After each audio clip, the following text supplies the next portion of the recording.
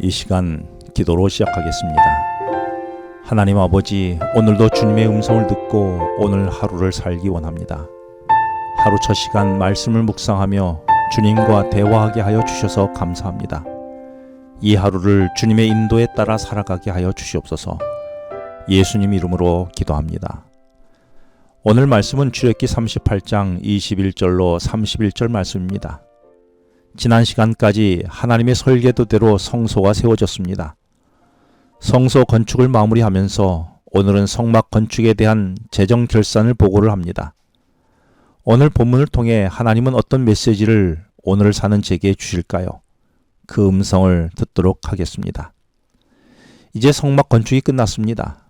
성막 건축은 어떻게 마무리되면 좋을까요? 오늘 본문은 그 대답을 줍니다. 먼저 21절에 보면 성막 건축을 위하여 그동안 사용된 재료, 물목을 맡아 관리해오던 사람이 있었습니다. 그는 다름 아닌 제사장 아론의 아들 이다말이었습니다. 그동안 성막이 건축되면서 주먹구구로 한 것이 아니었습니다. 갖은 재료와 필요한 재료를 정확하게 구분하고 재고 정리와 물건 출납 관리를 해왔던 것입니다. 그리고 21절 후반부에서는 모세의 명령대로 계산하였더라 라고 기록하면서 정확하게 장부 정리를 해왔음을 말하고 있습니다. 주의 사업에 대부분 정직하게 했으리라고 생각하고 서로를 믿고 신뢰합니다. 서로 믿고 신뢰하기 때문에 성막 건축이 완료되었으니 이것으로 마쳐도 될까요? 그렇지 않았습니다. 오늘은 성막을 짓고 난 후에 어디에 얼마의 재료와 비용이 들어갔는지를 결산 보고를 하고 있습니다. 주의 사업의 재정 사용에는 두 가지 원칙이 있습니다. 첫째는 정직입니다. 이 문제는 모두가 동의하여 당연히 정직해야 한다고 하면서 이견 없이 부담 없이 모두 생각하며 수용합니다. 그런데 두 번째 원칙은 정확인데 이 문제는 불편해하기도 하고 번거로워하기도 합니다.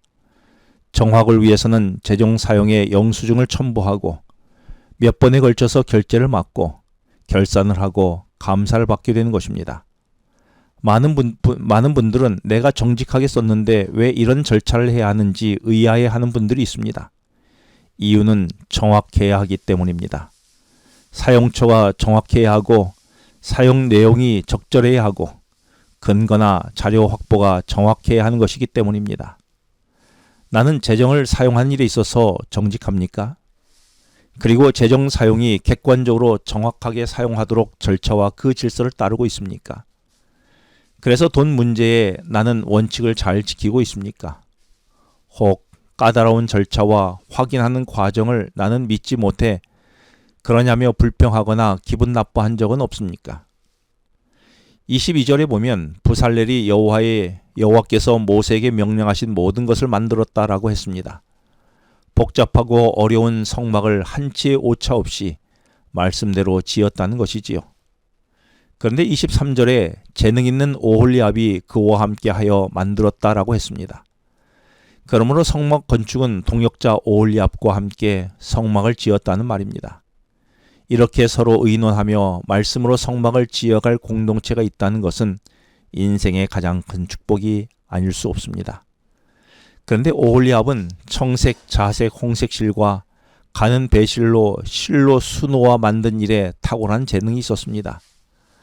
고대에 색실을 만드는 일은 매우 어려운 일이었으며 고도의 기술이 필요한 아주 고급 사역이었습니다.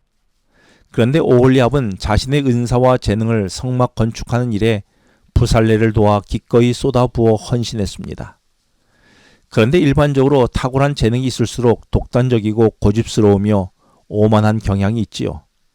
그리고 탁월할수록 협력하는 것이 어렵습니다.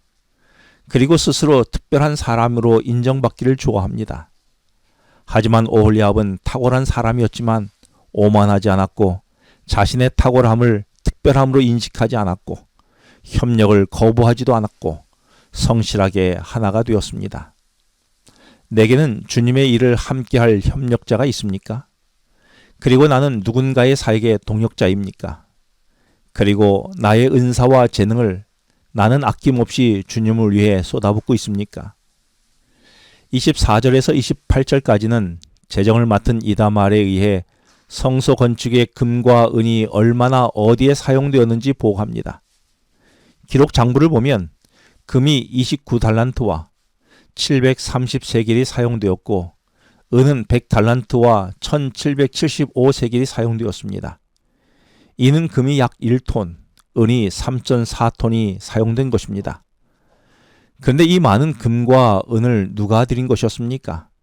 25절에 보면 계수된 회중이 드렸다고 했는데 이 계수된 회중은 26절에서 하나님의 울타리 안에 들어온 하나님의 백성들인 것입니다. 백성들은 하나님의 은혜의 울타리 안에서 주님의 보호와 영원한 생명 주심을 보장받음에 감사와 생명의 속전을 드리게 되었고 그것을 성막 짓는 데에 사용한 것입니다. 그러므로 감사 헌금을 비롯해 하나님께 드리는 헌금, 헌물은 하나님 나라에 계수된 백성들이라는 감격에서 드리는 감사와 신앙의 고백이었던 것입니다. 기도하시겠습니다. 하나님 아버지, 저로 재정 사용에 있어서 정직하고 정확하게 사용했는지 돌아보게 해주시고 주님의 일에 독단적으로가 아니라 협력하여 선을 이루는 자가 되게 하도록 말씀하여 주셔서 감사합니다. 오늘을 그렇게 살게 하여 주시옵소서. 예수님 이름으로 기도합니다. 지금은 개인 기도 시간입니다. 오늘 주신 말씀을 묵상하면서 주어진 기도 제목과 개인 기도 제목을 놓고 기도하시겠습니다.